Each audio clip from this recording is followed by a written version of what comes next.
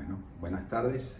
Vamos a seguir con un concepto que empezamos a dar la clase anterior, que tiene que ver con los procesos y con los productos.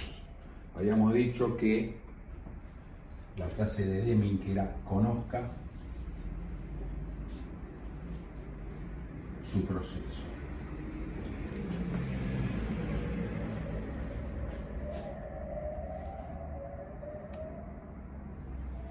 ¿Y qué es conocer su proceso?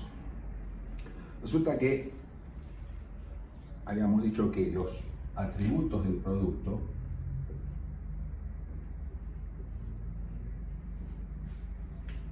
son función de las variables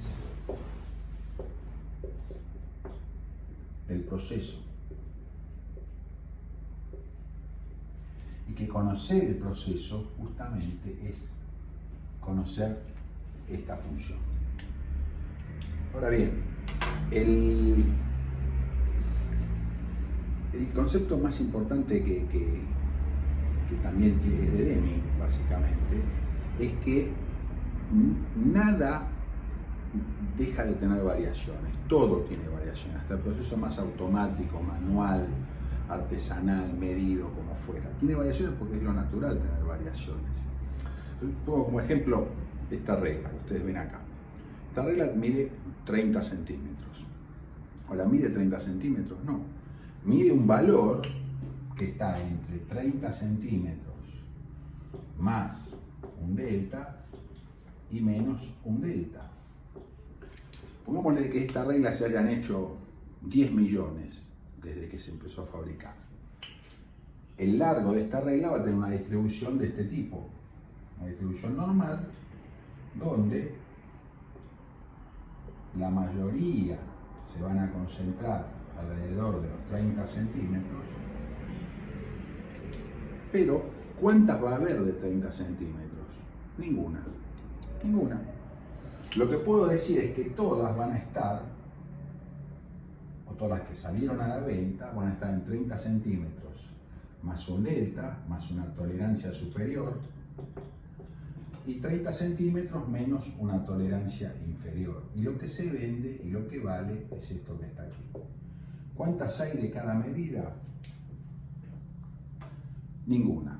Porque al ser un número finito la que se fabricó, estadísticamente, ustedes lo saben muy bien, básicamente es cero. Cualquier número que ustedes elijan de ahí va a ser cero. Entonces, ¿de qué va esto? Que yo cuando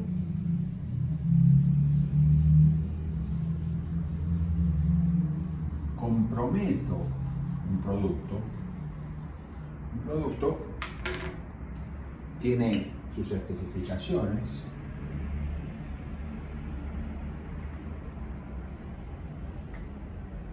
esta es la especificación del producto.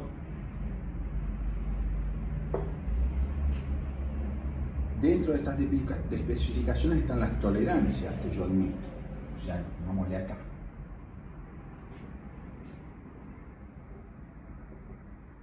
Tolerancias de todo tipo, dimensionales, de performance, de lo que ustedes quieran.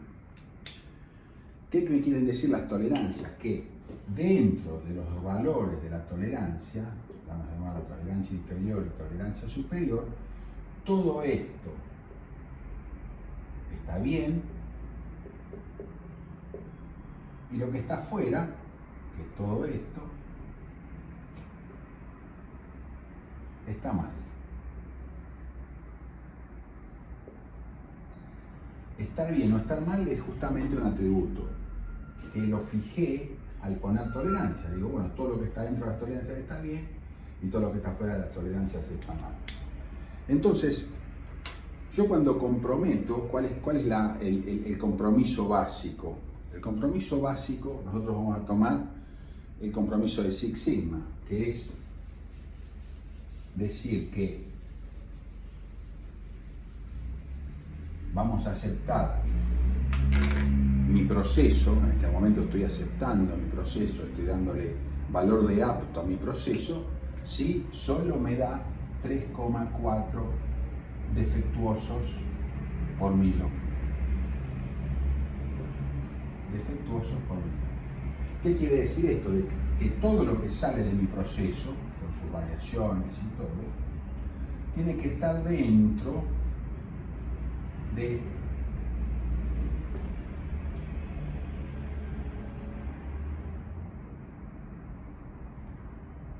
o si quiero medirlo mejor así, y que el área esta más el área esta, 1 más 2, 1 más 2 es igual a 3,4 defectuosos por millón. Eso es lo que nosotros vamos a aceptar. O sea que mi proceso me tiene que dar lo que yo pido de esta forma.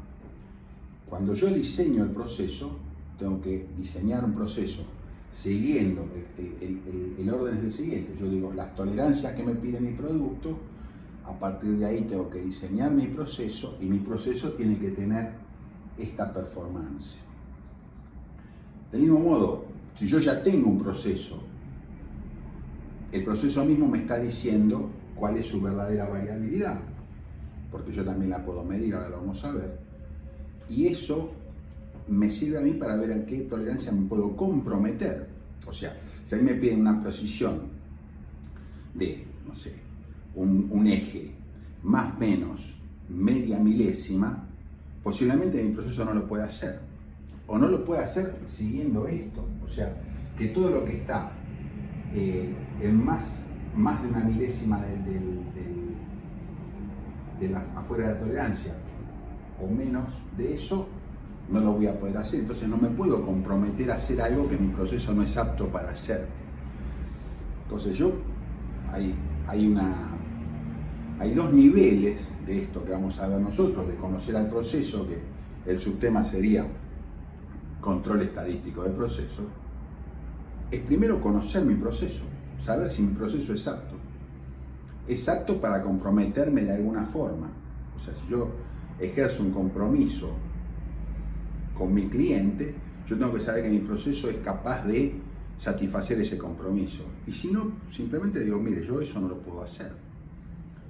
Entonces, y el otro nivel es, a partir de mi proceso, controlar si la performance está siendo correcta, que es otro nivel que vamos a ver. Pero primero vamos a ver si mi proceso es apto. Entonces, los dos se basan en lo mismo. O sea, yo tengo que poner mi proceso en funcionamiento y tengo que empezar a tomar medidas. Voy a plantearlo de esta manera. Vamos a hacer una gráfica. Esto es el tiempo. Está mi proceso trabajando y yo voy tomando medidas. Estos, digamos, vamos a poner una unidad, qué sé yo, una unidad cualquiera. Entonces yo voy tomando medidas de la variable, ya en este caso estoy viendo indirectamente, estoy midiendo el producto, o sea, estoy viendo variables del producto en este caso. Variables del producto. No estoy viendo un atributo. Fíjense por qué. Pues yo acá marco cuál es mi tolerancia. Mis dos tolerancias. Marco la media que yo le pido a mi producto. Esto es del producto.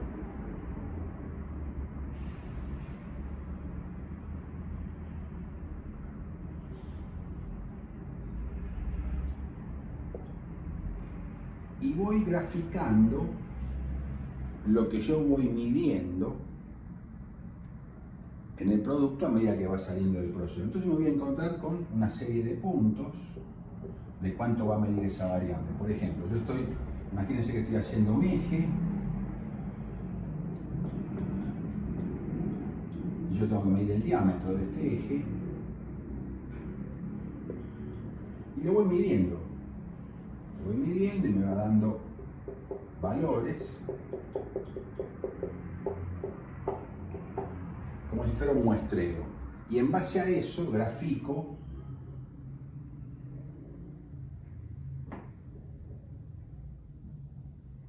cómo me van dando esos valores. ¿Qué va a pasar? que esta gráfica, que yo la voy a poner aquí debajo, para que mi proceso sea apto, la tolerancia superior y la tolerancia inferior, o sea, la zona tolerable, tiene que ser 12 sigmas. Algunos le van a decir 3 sigmas, que es el 97, algo, pero 3% de defectuosas es inaceptable siempre, realmente, ¿no?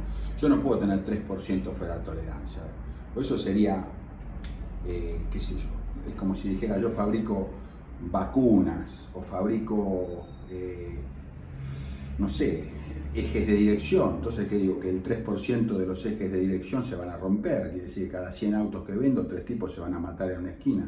¿Se dan cuenta que no tiene sentido?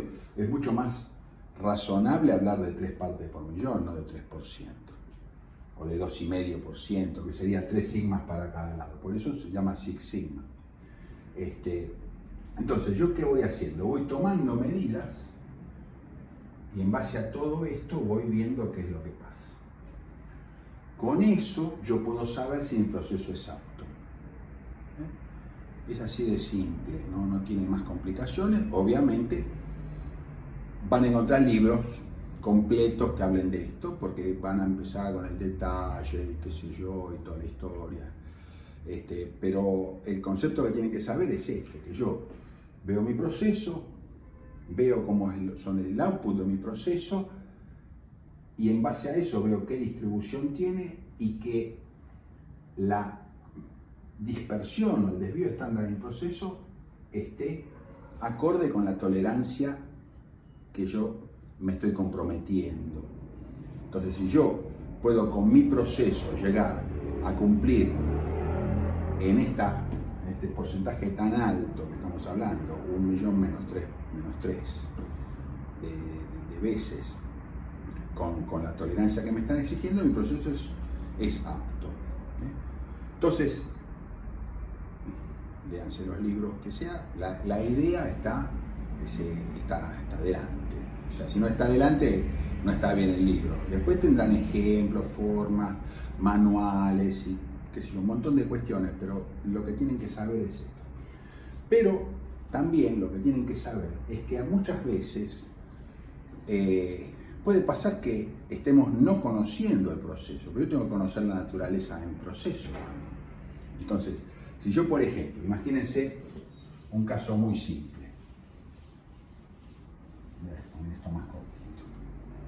Imagínense que yo estoy pintando automáticamente una chapa. Y esta chapa la pinto con unos sopletes que están acá, unos pulverizadores de pintura. Esta chapa va avanzando en este sentido y los pulverizadores la van pintando. Yo tengo que ver el espesor de pintura que tiene esta chapa.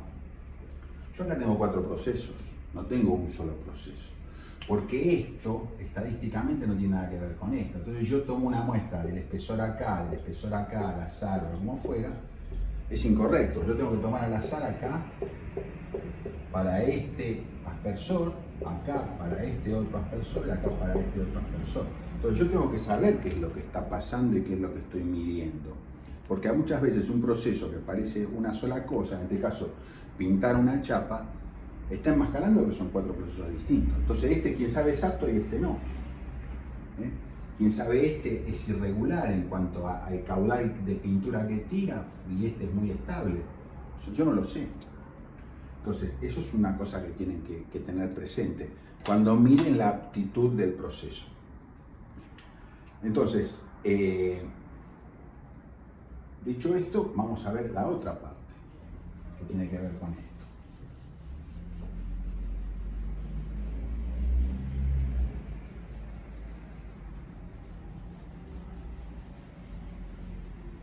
Es muy similar, pero en este caso yo estoy viendo la performance de mi proceso y yo quiero otra. Imagínense que ya tengo que mi proceso es apto y vuelvo a ponerlo en marcha en el proceso.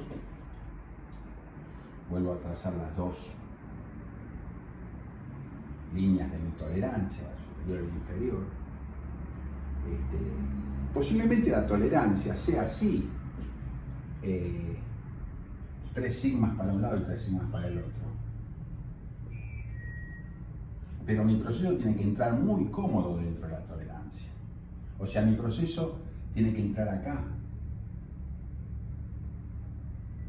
No tiene que ser así. Porque voy a tener una cantidad de productos que se van fuera de la tolerancia, mientras que acá lo que me queda fuera de la tolerancia son 3 partes por millón. Entre esto más esto. 1,5 y 1,5. En cambio, en este caso estamos hablando de número más, número menos 3%. O sea, mi proceso tiene que moverse por acá. Y yo puedo comprometer una tolerancia por acá, con lo cual mi proceso está muy cómodo dentro de esa tolerancia. Pero no puedo hacer esto. Esto es suicida. Entonces, ¿qué pasa? Pongo mi proceso a trabajar. Y también voy tomando valores. Esto lo puedo hacer continuamente. Esto ya está trabajando, el proceso, ya estoy funcionando. Y voy tomando valores. Entonces, voy tomando valores de esta medida, así, así. Y verifico siempre que se esté dando esta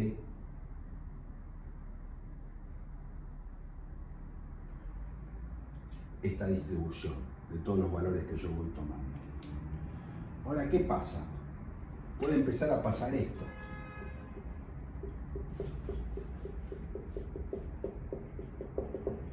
Con lo cual esta curva se me va corriendo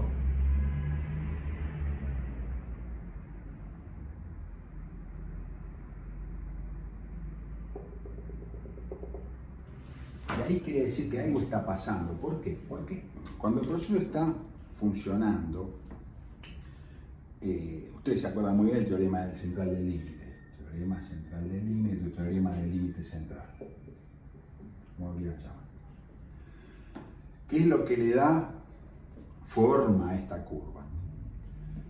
Todas las cosas que pasan en el proceso son un montón de cositas que están pasando adentro que sumadas me dan la variabilidad del proceso, la suma algebraica de todas esas cosas que pasan. Habíamos dicho que los procesos naturalmente hay que conocerlos. Bueno, los procesos que están en régimen en realidad tienen, la gran mayoría, una distribución de tipo normal. Cuando pasan este tipo de cosas es porque una de las variables 1, Bn, y acá hay una Bx cualquiera, esta variablita que está por el medio, esta se está yendo de madre. Llevándole un ejemplo, imagínense de nuevo el ejecito que yo les dibujé antes. Este es el diámetro. Yo esto lo estoy haciendo con una herramienta. Imagínense que lo estoy haciendo con un arranque de viruta. Estoy haciendo con una herramienta. Y esta herramienta está montada sobre algo. Está montada sobre una máquina, sobre un torno, sobre lo que fuera. Ese torno tiene tornillos que lo fijan. Esta herramienta puede estar montada sobre tornillos y estos tornillos están aflojando y se están corriendo para este lado, con lo cual me está agrandando el diámetro. O la herramienta se está gastando.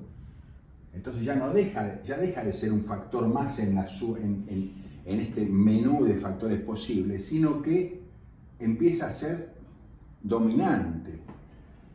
Esa dominancia genera este sesgo. Entonces quiere decir que el sistema se me está yendo de control. Entonces yo, cuando estoy haciendo el control estadístico de este proceso, lo que tengo que ver es justamente que no se me salga de control en ese sentido.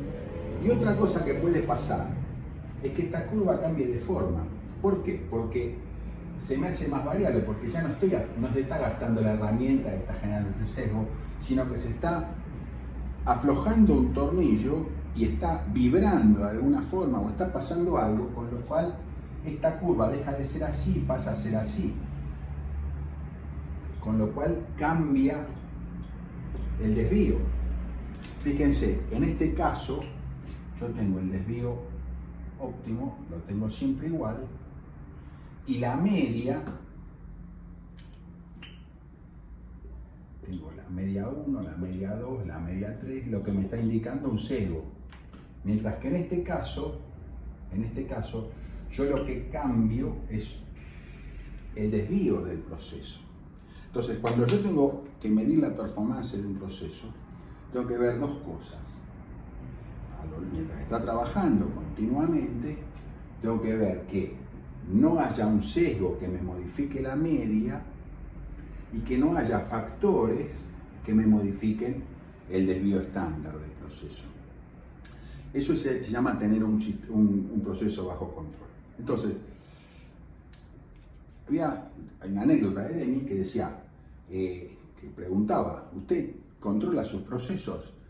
Y le decían, sí, yo los tengo controlados. Y yo, dice, muéstreme sus gráficos de control. Si no los tenía, no lo estaba controlando. O sea, la única forma de controlarlo es tener y hacer los gráficos de control del proceso. Si no, no lo estoy controlando, estoy diciendo que lo controlo, que es lo que muchas veces pasa. Se dicen que se hacen las cosas, pero en realidad no se hacen. Es como, después le voy a hablar un poquito de la norma ISO 9000, que tiene todo que ver con esto, o sea, es un tema que está metido también de la ISO 9000, donde yo tengo que efectivamente hacerlo, si no lo estoy haciendo, no, es así de simple.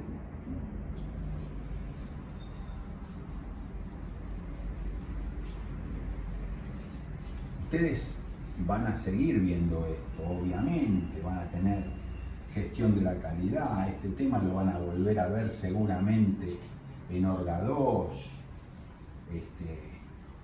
tendría que haber puesto una alerta de spoiler acá porque son temas que van a ver, pero son los temas con los que ustedes van a trabajar diariamente. Así que bueno, terminamos con esto, esta primera aproximación que tienen.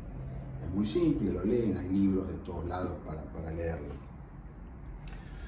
Y vamos a ver, así que hacer una introducción acá, porque los temas que van a ver son temas que implican a toda la organización, los temas que vamos a empezar a ver ahora. Entonces, vamos a diferenciar, un paréntesis hacemos de lo que esta cátedra entiende como qué peso tienen las decisiones que nosotros podemos tomar en una empresa. Entonces, el tema es así. Una empresa tiene un rumbo.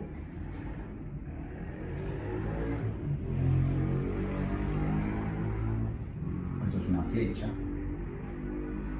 Este rumbo de la empresa son los que nosotros vamos a llamar decisiones políticas.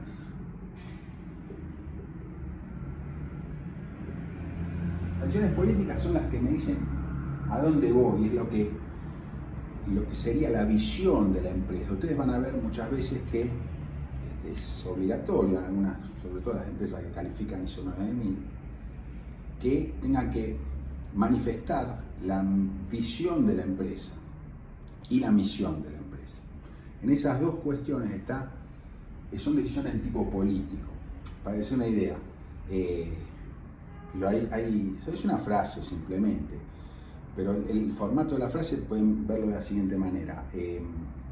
Por ejemplo, la visión de Microsoft cuando arranca es una computadora en cada escritorio. Imagínense que Bill Gates o quien fuera se imaginaba el escritorio de todo el mundo, con sus cajoncitos, sus cosas por acá, y en este escritorio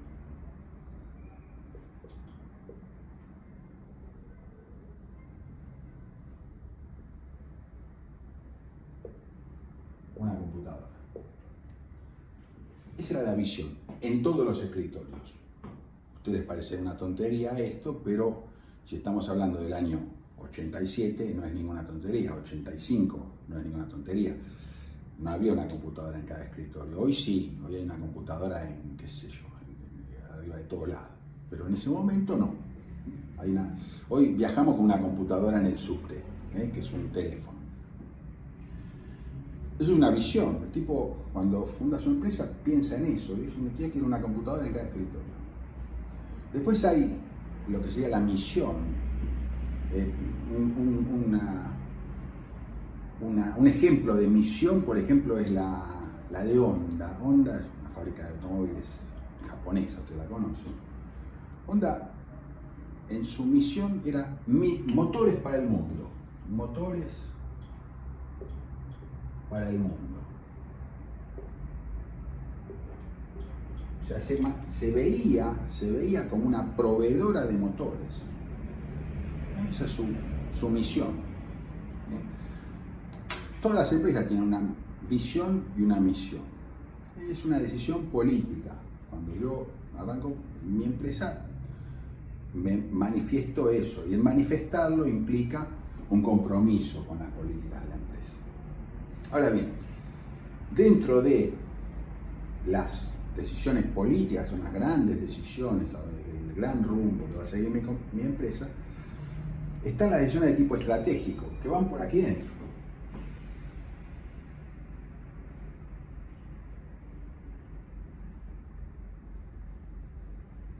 ¿Por qué lo hice con esta forma? Porque a veces se pueden desviar, no son tan rectas como las políticas. Las decisiones estratégicas son decisiones donde básicamente yo acepto una pérdida en el corto plazo para ganar en el mediano o largo plazo. Yo, por ejemplo, para el que le interesa el ajedrez, esas partidas legendarias donde un tipo se deja comer la dama y después en 14 movidas hace jaque mate. Bueno, a veces las decisiones estratégicas son decisiones que son obviamente no son manifestadas públicamente, porque las estrategias son cosas que son internas, nadie tiene que conocer mis estrategias son mías y las uso yo, y a veces admiten ciertos retrocesos, pero obviamente tienen que estar alineadas con la política de la compañía, pero no exactamente alineadas instantáneamente, sino coincidiría una gráfica con otra, sino que las estrategias van por ahí, por el medio. Luego, una vez que yo determino las estrategias de la compañía, tengo decisiones de tipo logística. Las decisiones de tipo logística son, dentro de mi estrategia, con qué elementos voy a contar para llevar a cabo mis estrategias. O sea, es un término muy militar. Ustedes cuando lean un libro que les recomiendo ahí, muy cortito, 200 páginas, tiene menos, muy entretenido, un libro no muy nuevo porque tiene 4000 años, del Sun Tzu, El arte de la guerra. El tipo dedica un capítulo, Lao Tse dedica un capítulo completo a la logística. Mejor dicho, Lao Tse es el que hizo el I Ching. En este caso estamos hablando de Sun Tzu, que es otro chino que no se conocían entre ellos. En este caso es Sun Tzu, el que hizo el arte de la guerra. Se los recomiendo. Bueno, dedica un capítulo completo a la logística y tiene que ver con, por ejemplo, una frase muy vista por ahí, es decir, si uno se mete en una guerra tiene que disponer de tantos soldados, tantas armas, tantos carros de grano para llevarse alimentos, esto, lo otro, caballos. Si no lo tiene, no se meta en esa guerra. ¿Está claro? O sea, si yo no puedo satisfacer la logística de los planes estratégicos que tengo, no me tengo que meter en esos planes, porque voy a fracasar. Entonces, a partir de tomar decisiones estratégicas, yo tengo que ser consistente con mis decisiones y aportar la logística que necesitan mis decisiones. Si no, no estoy haciendo nada. Esto no es voluntarismo, yo ya les lo dije. Esto hay que hacerlo bien. Si no, más vale no hacerlo. Y la logística está por aquí dentro.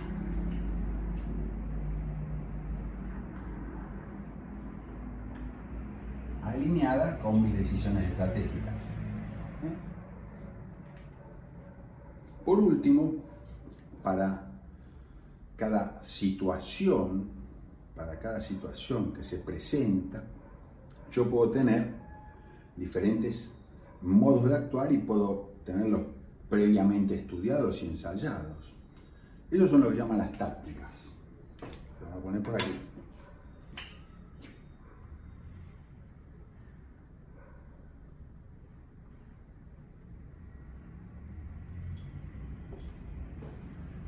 Con lo cual imagínense un manual de procedimientos, donde yo cada cosa o cada eventualidad que pueda pasar, yo tengo estipulado qué es lo que hay que hacer. Esas son las tácticas. Y luego, por el medio, solo ahí por el medio, está directamente la acción. Entonces, las decisiones que se pueden tomar son justamente decisiones de tipo político,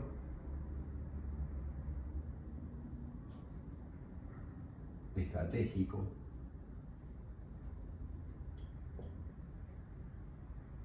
logístico,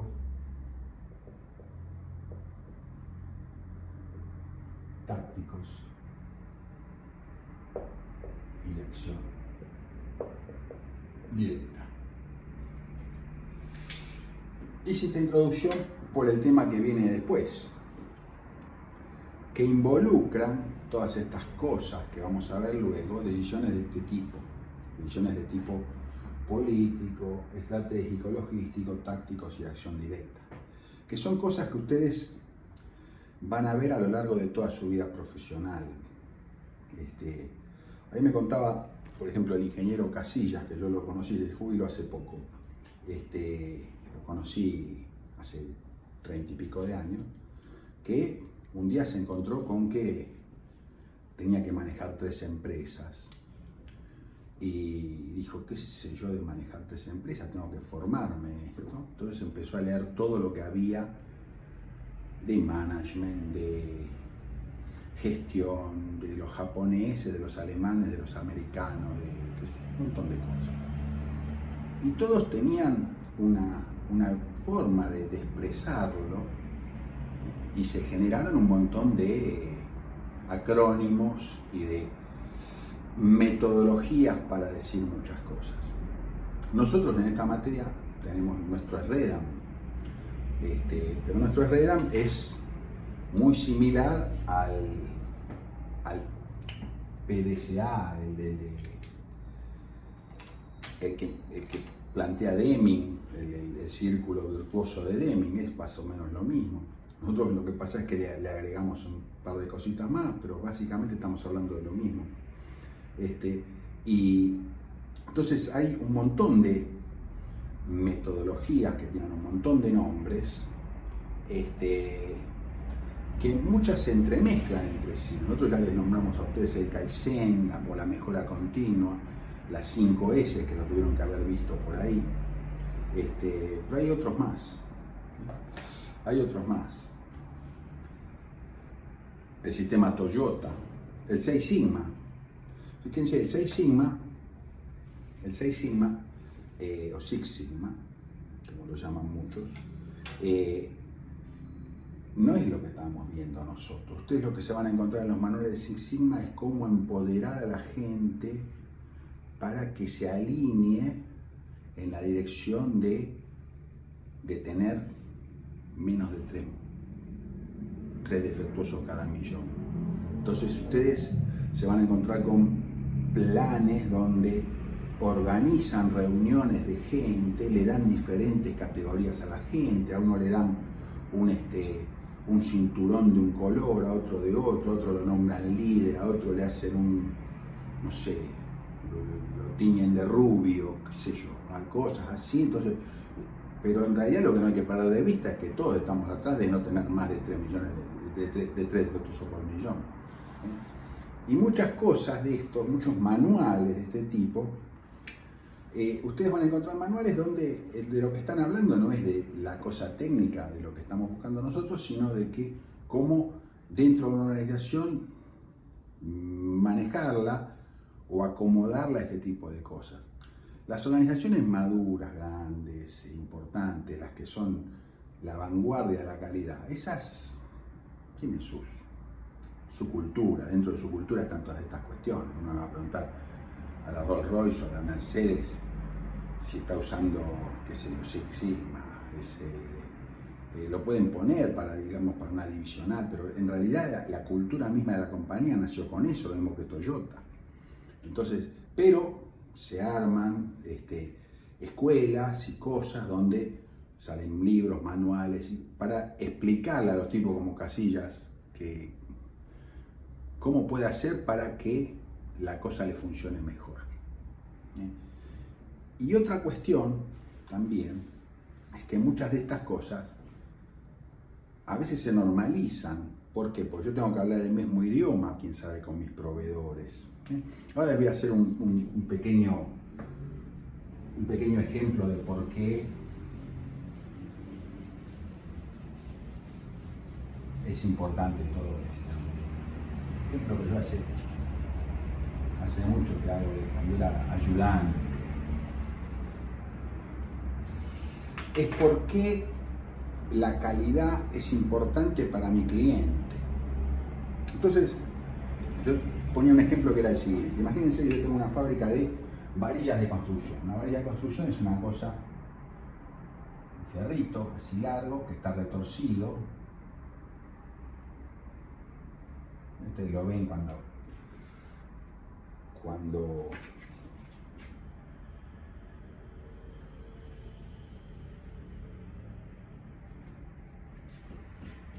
ven una obra de construcción, van a ver un fierrito que es unos fierritos que ponen dentro del hormigón. Imagínense que soy un proveedor de varillas de construcción. Ahí me piden determinadas características, no sé, este álabe que esté de determinada forma, el espesor, el que no tenga ninguna picadura, un montón de cosas que hacen a la calidad de esta varilla de construcción. Entonces yo sabiendo esto, imagínense que yo tengo una fábrica, que fabrico esto, y tengo mi proceso, y al final de mi proceso tengo un clasificador, donde clasifico al 100%, lo puse así, es una inspección, pero operación, es una operación de clasificación.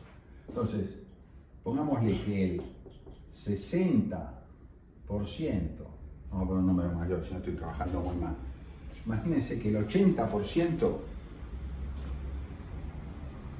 está ok y el 20% no está ok, no está bien, es segunda. O sea, esto es primera y esto es segunda. Entonces yo, imagínense que soy un cliente de esta fábrica de varilla de construcción y le digo, mire, yo necesito 20 toneladas de varilla de primera. Dice, ¿cómo no? Se las saco de tal medida, ¿no? de primera calidad, 20 toneladas. Y le pregunto, digo, ¿usted vende varillas de segunda? Y me dice, sí, porque yo clasifico, las de primera se las doy a usted y las de segunda las vendo por ahí. Entonces yo le digo, entonces no le voy a comprar. ¿Entiende? No le voy a comprar a usted. Dice, ¿por qué no me compra? Yo a usted le estoy entregando las de primera.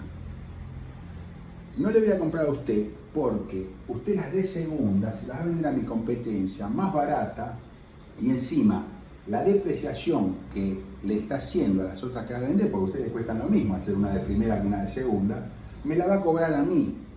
Entonces yo no le voy a comprar, no me interesa. O sea, a mí me interesa comprarle a proveedores que hagan el 100%,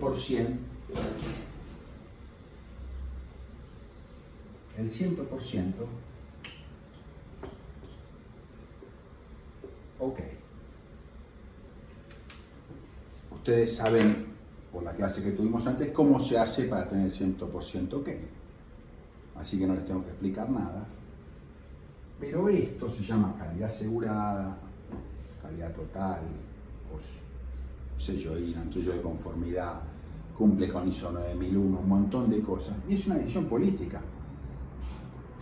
Es una decisión política porque me obliga a una normativa dentro de todo esto para poder llegar a eso. Y si alguna saliera mal, yo la tengo que destruir, no la puedo vender.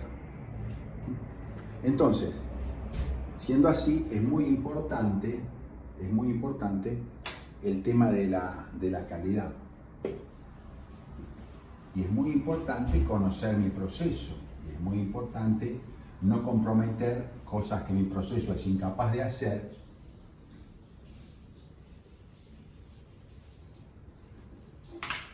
Y es muy importante diseñar procesos para que cumplan fácilmente con lo que tengo que hacer.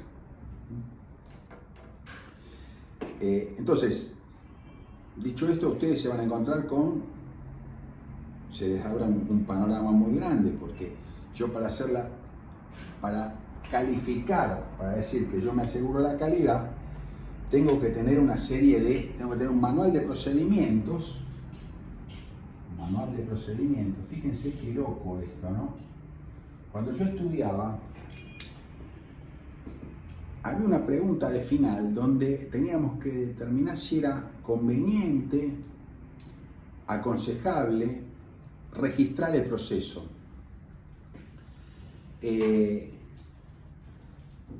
Hoy es un delirio.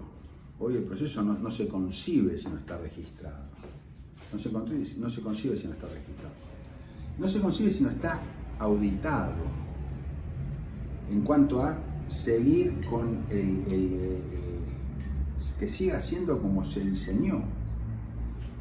Y que cada paso del proceso me asegure que no voy a variar mis variables, valga la redundancia, para que puedan cambiar los atributos de mi producto, para asegurarme de que el 100% de mis productos estén bien. Entonces, todas estas hay un montón de normas para esto. Básicamente la más conocida es la 9000, que está orientada a la calidad, pero también está la 27000, que está orientada a la seguridad de la información, está la 14000, que está orientada al cuidado del medio ambiente. Son normas ISO que también es como bajar al llano la cultura de las empresas que lo hacen naturalmente. O sea, si yo bajara al llano la cultura de Toyota, me da la ISO 9000. Entonces yo tengo una serie de manuales donde me dice usted tiene que hacer una serie de formularios, donde determina su política de recursos humanos, donde determina su identificación de materiales, donde determina cómo se va a mover los materiales por ahí, cómo va a ser sus controles de calidad, etcétera, etcétera, etcétera.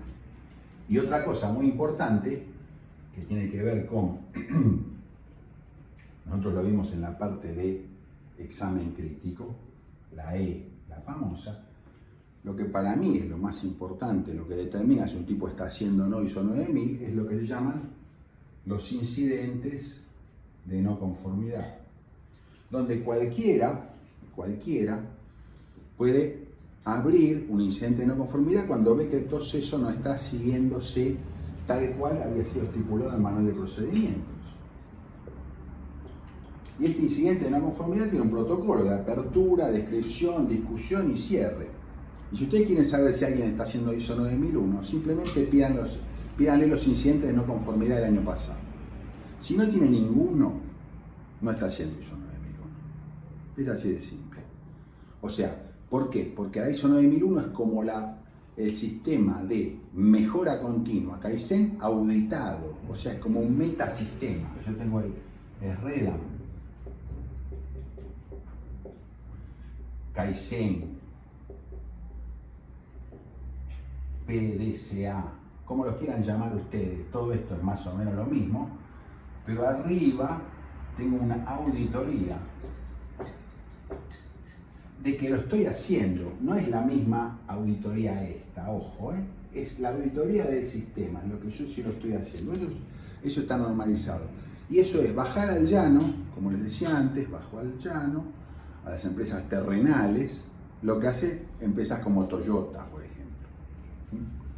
Toyota le sale natural, está en su cultura. Alguien tomó esa cultura, lo escribió, lo describió, lo metió en una norma y le dijo a todos los demás, hagan esto y van a trabajar como Toyota. El problema es que mucha gente dice que lo hace y en realidad no lo hace. Así que Vamos a seguir con otro tema de estos. Todos estos temas se pueden, todo lo que hablamos,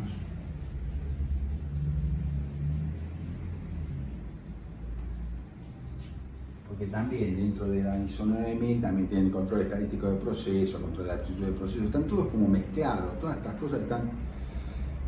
Lo que ocurre es que los autores que van surgiendo van encontrando maneras de bajarlas al llano, básicamente, de bajarlas para que la gente las entienda, esquematizarlas de alguna forma para ponerle una sigla, un acrónimo, qué sé yo, y después bajarla para que la gente las empiece a usar. Y encuentran cosas muy vendibles, por ejemplo las 5S, qué sé yo, de que hablamos antes.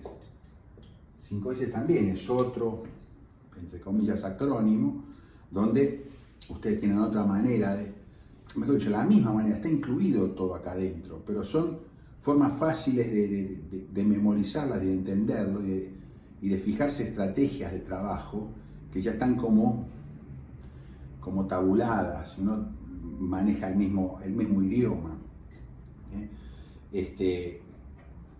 Así que, a ver si me olvido alguna.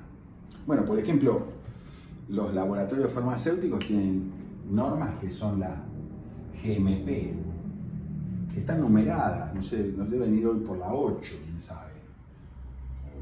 No sé, imagínense la GMP 8, que son las buenas prácticas de manufactura, que también implican una serie de normativas donde un laboratorio todos los años o cada 2 años le suben la exigencia y va atendiendo sus procedimientos a lo que se llama la GMP de manufactura, que son específicas muchas veces para laboratorios farmacéuticos.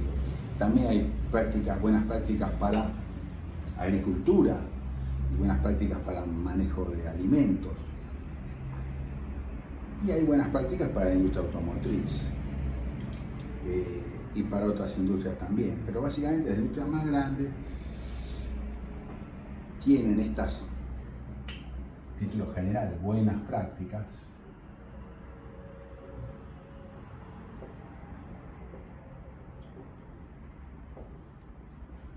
Estas buenas prácticas que también les sirve para manejar el mismo idioma entre sí y también para que la formación de la gente. Es bueno que se difunda una práctica porque permite también acceder más fácilmente al personal.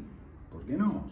Cuanto más gente hay que esté al tanto de lo que es, si uno tiene una persona que está trabajando en una empresa que conoce perfectamente cómo trabajar con una filosofía 5S o Kaizen o Kanban o lo que fuera, es mucho más fácil. Tenemos un mismo idioma, en el momento de la entrevista laboral sabemos de lo que estamos hablando. Entonces no va a ser tan difícil que se inserte en la cultura de esta compañía. Así que vamos a ver si alguna otra cosa encontramos también. Hay otras. Ustedes cuando vieron producto,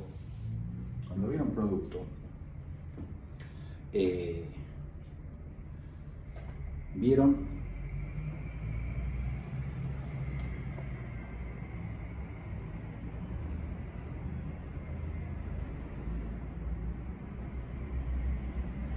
antes de ver esto, vamos a ver otra buena práctica famosa que es Lean Manufacturing.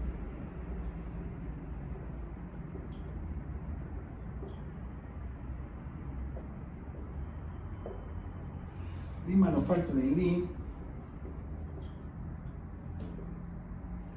es magro.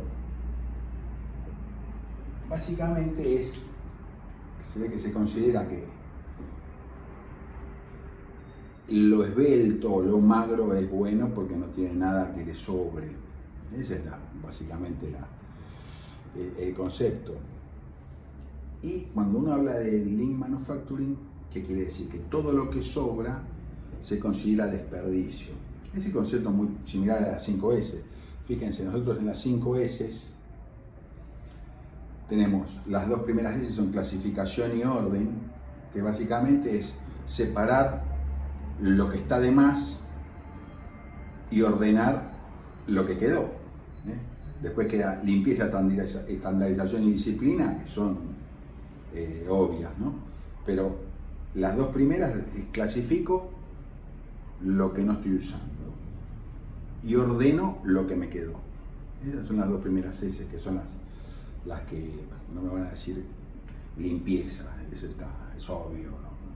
Entonces decirme que no soy limpio es lo mismo que decirme que soy sucio, es la misma cosa. Bueno, el Lean Manufacturing,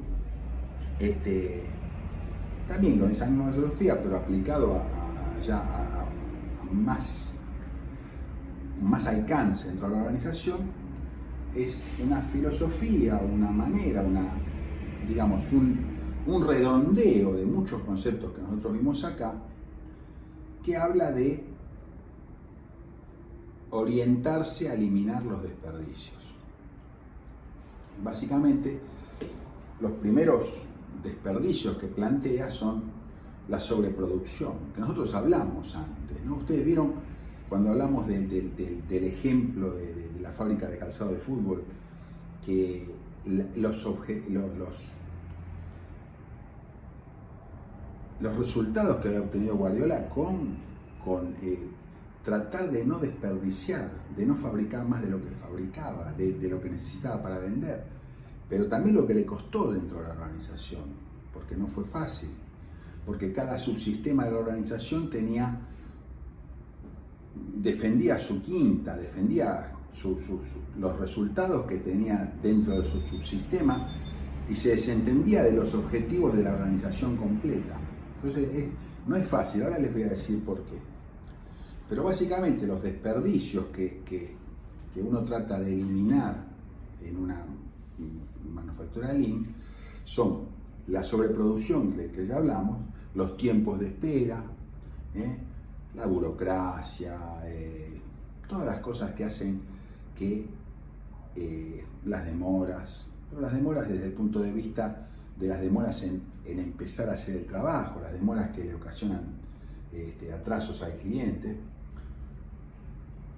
hacer transportes innecesarios, procedimientos de más, y uno que es muy lírico, que es desperdiciar la creatividad de la gente. También es obvio, o sea, si yo tengo gente que es creativa y que puede aportar, desperdiciar esa creatividad, ya lo vamos en liderazgo, o sea, no tiene sentido, es un desperdicio. ¿Para qué quiero gente creativa si después no la voy a utilizar? Al contrario, la gente se resiente esa gente. No solo no es creativa ni puede utilizar su creatividad, sino que encima la tengo disconforme porque se siente como atrapada. O sea, son todos desperdicios que en una, digamos, fabricación entre comillas magra, que es esto, yo no tengo que tener. Y que están de alguna forma planteados en todo lo que nosotros pretendemos. Nosotros esta materia la tenemos organizada, producto, proceso, ingeniería de puesto de trabajo, etc. Todo lo que nosotros consideramos mejora y todo lo que nosotros no consideramos mejora. Entonces, cuando yo logro que un puesto de trabajo exploto mejor la creatividad de la gente, es un mejor puesto de trabajo. Si yo digamos, minimizo los movimientos, es un mejor puesto de trabajo. Si yo produzco exactamente lo que vendo y tengo una producción nivelada con mi demanda, es una mejor producción. O sea, básicamente es lo mismo. Lo que pasa es que en un caso están vistos desde un punto de vista de lo que es un concepto que se llama Lean Manufacturing, y por el otro lado también están vistos todos estos conceptos como mejoras posibles a un producto, a un proceso, a un puesto de trabajo, etcétera, etcétera, a un layout. Entonces, pero se lo van a encontrar también así. Y se lo van a encontrar muchas veces desde el punto de vista de la descripción técnica específica que estamos viendo ahora, y también como desde el punto de vista de formar o seleccionar o ver maneras de que el grupo humano que ustedes tienen abajo, primero que se comprometa, segundo que lo sostenga, y segundo que lo dinamice, tercero que lo dinamice. Entonces, también hay mucha literatura al respecto, porque no es solamente entender de qué se trata, sino hacer que el sistema tienda naturalmente a hacerlo, que es lo más difícil, que es generar una cultura. Entonces, todas estas cuestiones que uno piensa que en las empresas como Toyota, perdónenme que siga poniendo este ejemplo, pero muy paradigmático, está dentro de la cultura normal de la compañía, a veces para las empresas más terrenales hay que bajarlo al piso y encontrar maneras de incorporar este tipo de procedimientos y de cultura y de manera de ver las cosas y de políticas.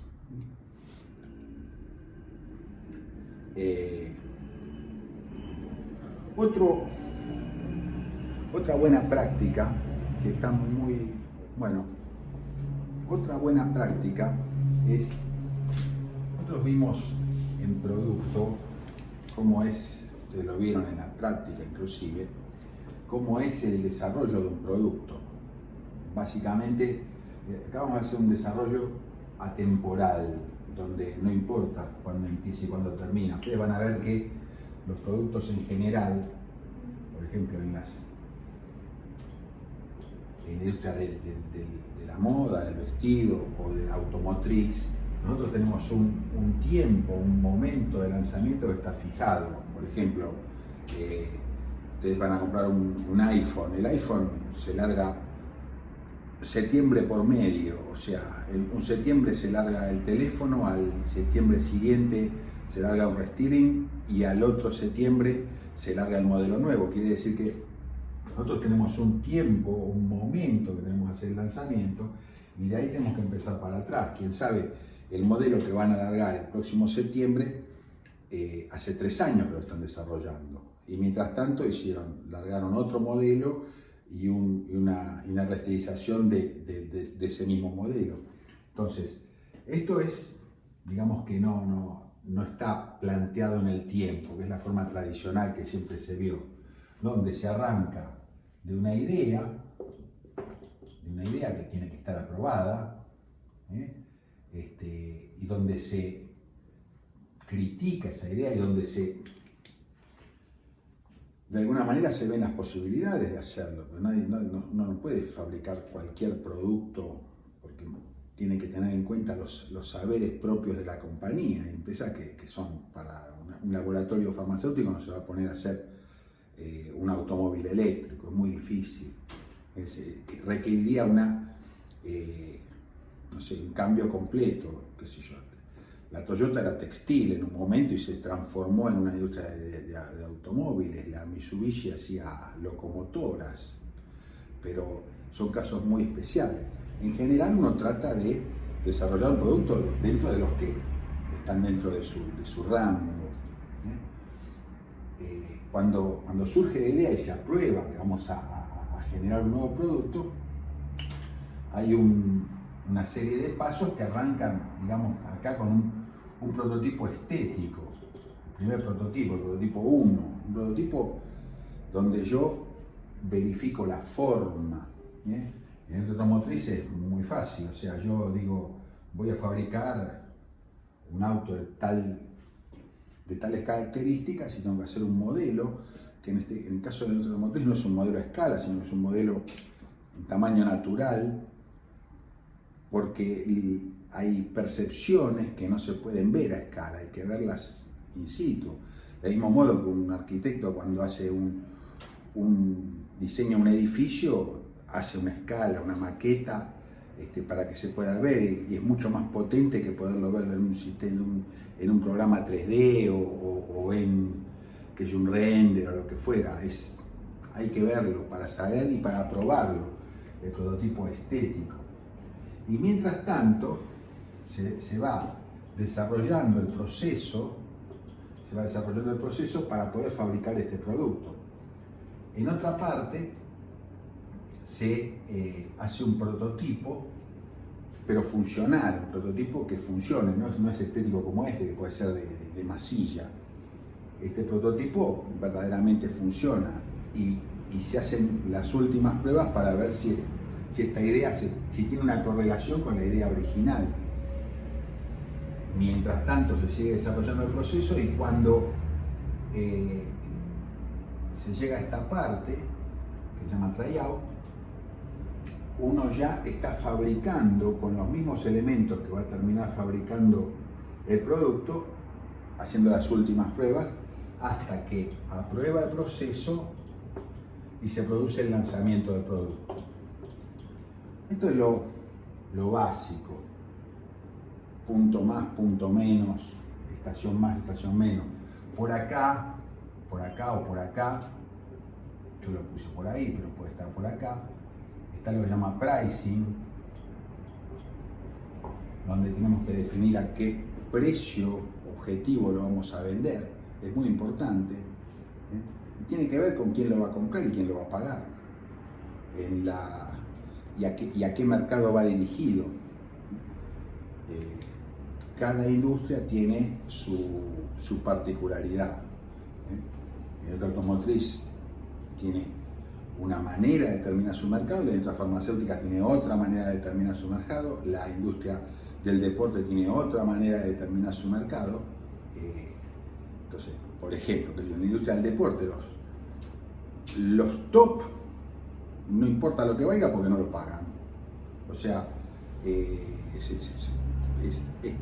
totalmente distinto, ¿no? O sea, el jugador de fútbol profesional famoso no paga por los zapatos que usa.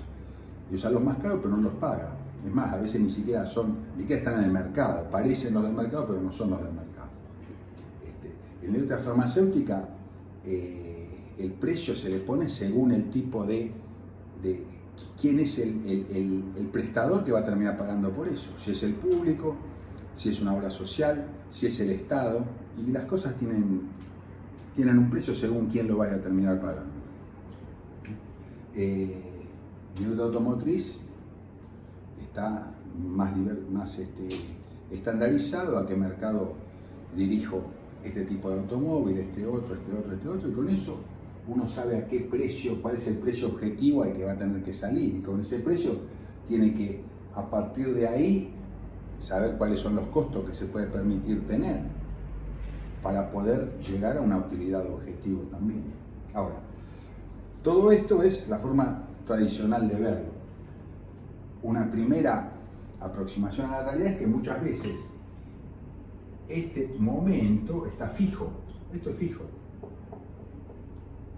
Para la industria de la indumentaria, yo tengo 2 temporadas. Tengo una temporada en primavera-verano, otra temporada en otoño-invierno. Y lo que es para la temporada otoño-invierno, que la gente lo va a empezar a comprar en agosto o en julio, tiene que estar en las videras en junio o antes, y tiene que estar la preventa hecha en marzo, y tiene que estar definido lo que va a ser en enero o en febrero, no más atrás. O sea que este punto está perfectamente determinado, y después para atrás empiezo a trabajar.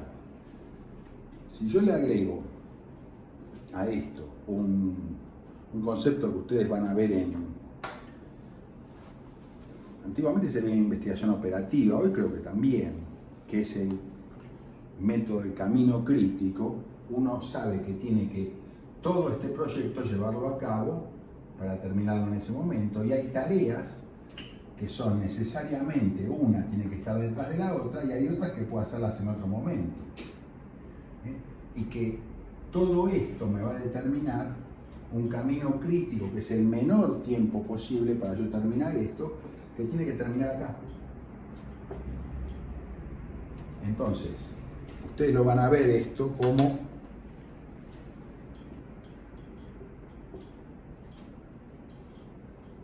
CPM o método del camino crítico, que es lo mismo, Critical Path Method, o método del camino crítico, es lo mismo. Y esto es una de las partes de una cosa que se llama teoría de grafos, donde ustedes arman el camino crítico en base a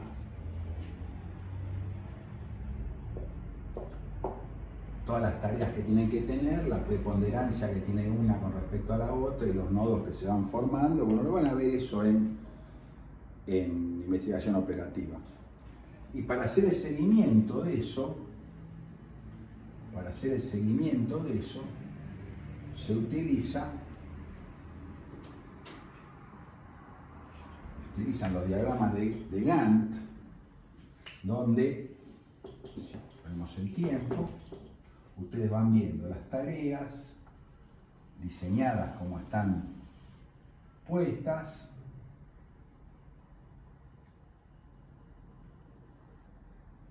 y para seguirlas van poniendo el grado de avance que tienen en cada tarea. Entonces ustedes pueden ir, fíjense, avanzó hasta acá, no puedo empezar esta porque esta no la tengo que tener terminada, porque tienen que ser una continuación de la otra. Entonces, en base a eso, ustedes pueden hacer un seguimiento de cómo va el proyecto, cualquier proyecto. Esto lo inventaron los americanos para cuando fabricaban submarinos en la Segunda Guerra Mundial, porque tenían un tiempo de entrega muy acotado, entonces empezaron a ver cómo podían planificar las formas de hacer todo esto. Ahora, otra manera de verlo, esto es la forma, digamos, operativa de cómo se lleva adelante un proyecto de lanzamiento de un nuevo producto. Pero también hay otras maneras de entender cómo todas las cosas que tengo que tener en cuenta para lanzar un nuevo producto. O sea, cuando yo lanzo un producto al mercado, no empieza en el momento en que lo empiezo a desarrollar, ni termina en el momento en que lo lancé al mercado. Empieza mucho antes y termina mucho después. ¿Por qué? Porque primero este producto tiene que estar de acuerdo con mi ética social.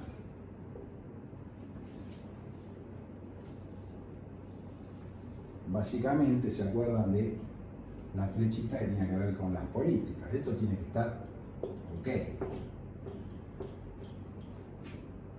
Tiene que tener un desarrollo que esté acorde con las políticas y las estrategias de mi compañía. Y al final de la vida del producto, yo tengo que ver qué va a pasar cuando el producto se deje de usar acá.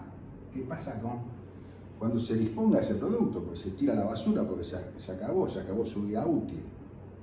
Tengo que pensarlo también desde el punto de vista ambiental.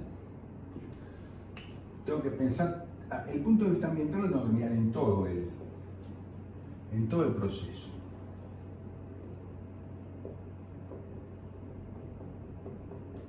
Ahora les voy a decir por qué. Tengo que tenerlo presente en cuanto al tipo de proceso que utilizo y qué va a pasar con el producto cuando se convierta en desechable. Si es recuperable, si es reciclable. O sea, ustedes, lo más antiguo que ustedes pueden ver es, no sé, las botellas de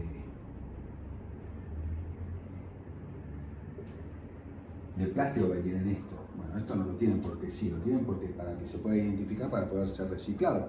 Los autos hoy, los automóviles, por un lado publicitan que están entregando productos dentro de su producto que parte son productos de reciclaje, y por otro lado están diciendo que el auto es totalmente reciclable, cosa que a veces se da y a veces no. Porque, por ejemplo, ustedes ven que, no sé, un auto lo convierten en un cubo, y yo no vi que le saquen nunca los pedazos de plástico, se preocupen mucho, ponen ahí. Acá en este país no tenemos una conducta del reciclaje muy importante. Nosotros, fíjense que otros países, por ejemplo, utilizan muchísima chatarra, nosotros no. Nosotros para hacer los tubos sin costura traemos el mineral de Brasil. Para hacerle el aluminio que se hace en el sur, en Puerto Madryn, se trae el mineral de Australia. No se utilizan las latitas de cerveza. Pero quién sabe, por una cuestión de costos, es mucho más caro usar las latitas de cerveza que trae el mineral de Australia, pero desde el punto de vista ambiental no es lo mismo. Entonces, todo eso hay que tenerlo presente. Hay que tener presente el servicio que voy a dar. Cosas que se dicen y a veces no se hacen. Yo les digo, hagan la prueba de, no sé si tienen algún amigo, ustedes mismos, si se van a comprar un auto 0 kilómetros, hagan la prueba de decirles que lo quieren con un parabrisas de repuesto y un espejo retrovisor. O sea, yo le voy a comprar el auto, no sé, voy a comprar un Golf, por decirles, una marca cualquiera. Les digo, bueno, está bien, entréguemelo con un parabrisas de repuesto y un espejo externo derecho. Por las dudas, para tenerlo como repuesto, a ver qué les dicen. Lo más probable es que le digan que para el espejo necesitan 4 meses. El auto se lo entregan hoy, pero el espejo tardan 4 meses en dárselo, porque el día que se le rompa el espejo van a tardar 4 meses en conseguir uno. Y lo mismo le va a pasar con un parabrisas. O sea, o una tecla de levantavidrios. Hagan la prueba. Yo en el momento que lo compro quiero que traigas las 3 cosas. A ver qué les dicen. Entonces, y eso hay que tenerlo presente. Eso hay que tenerlo presente. O sea, también hay que tener presente al final cómo va a ser el feedback que me trae el usuario. O sea, ¿por qué? Porque eso me va a mí a servir para mejorar mi producto, mejorar mi proceso, aunque sea desde el punto de vista, aunque sea para otros productos nuevos, o ese mismo producto, ver qué mejoras se le pueden hacer, o cambiar alguna especificación. Pero tengo que tenerlo, tengo que saberlo. Entonces me tengo que preocupar de todo, desde mucho antes hasta mucho después. Con respecto a la calidad, lo mismo. En el diseño, volviendo al viejo Kaizen que vimos antes, o la mejora continua, tengo que evaluar en mi proceso dónde están los riesgos de falla. ¿Por qué? Porque un riesgo implica una probabilidad de fallar y muchas veces se pueden eliminar esos riesgos antes de empezar a hacer el diseño.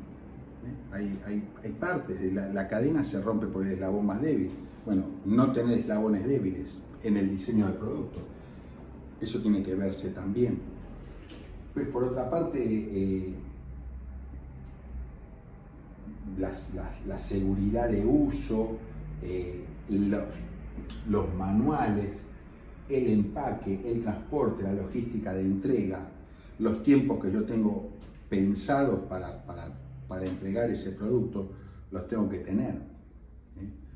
Entonces, todo esto hace que yo pueda hacer un desarrollo de un producto completo, de una punta a la otra, teniendo en cuenta todas las cuestiones, teniendo en cuenta mi inserción en la sociedad, teniendo en cuenta el ambiente, teniendo en cuenta a mi cliente y teniendo en cuenta mi proceso para no fallar. Otra cosa que tengo que tener presente cuando hago mi producto es desde el punto de vista de la minimización de inventarios. O sea, cuando yo tengo un producto que tiene 25 clases de tornillos distintos sin haber mucha necesidad de tenerlos, estoy cometiendo un error. Si yo puedo resolver con 4 medidas solas, 4 medidas, es mucho mejor que tener 27. Uno podrá decir, sí, pero con 27 optimizo el costo, sí, pero con 4 estoy mucho mejor, porque tengo mucho más grado de libertad de uso. Lo mismo que de espesores de chapa. Si no, porque el techo en realidad tiene que tener 2 décimas menos que el baúl, no tiene ningún sentido, uso la misma. Y entonces también de la estandarización que viene de las 5S, esto tengo que tratar de estandarizar. Hay cosas que no se estandarizan por una cuestión comercial, ¿por qué, por ejemplo, los cartuchos de las impresoras son todos distintos? ¿Qué sé yo? Eso es porque el negocio pasa por otro lado, pero deberían ser todos iguales. O los cartuchos de las lapiceras, o qué sé yo, no sé. Han logrado ahora como gran cosa el USB, que es una cosa maravillosa, pero antiguamente no era así. Antiguamente cada cosa que se cargaba tenía su enchufe, su cargador, todo diferente. ¿Por qué las baterías de las notebooks no son todas iguales? ¿Por qué los cargadores no son todos iguales? Y bueno, son temas que tienen que ver con el negocio. Pero la realidad es que si uno lo mira desde un punto de vista exclusivamente técnico, no está bien, no debería ser así. Así que bueno, por ahora terminamos esta parte. Me quedé pensando, yo les dije que Li Qin lo había escrito a Lao Tse, no, mentira. Lao Tse escribió el Tao Te Ching. El Li Qin lo escribió Confucio con ayudas, en varias etapas se escribió. Primero lo escribió alguien, el rey no sé cuánto, y después lo siguió Confucio. Pero bueno, eso queda como anecdótico, pero no quería que quede por ahí perdido. Así que bueno, nos vemos en la próxima, tocando algún otro temita. Chao, hasta luego. Un momento, acá tenemos a Wilson que quiere decir algo. No, todo bien, Wilson. No, todo tranquilo. Bueno, nos vemos. Hasta luego.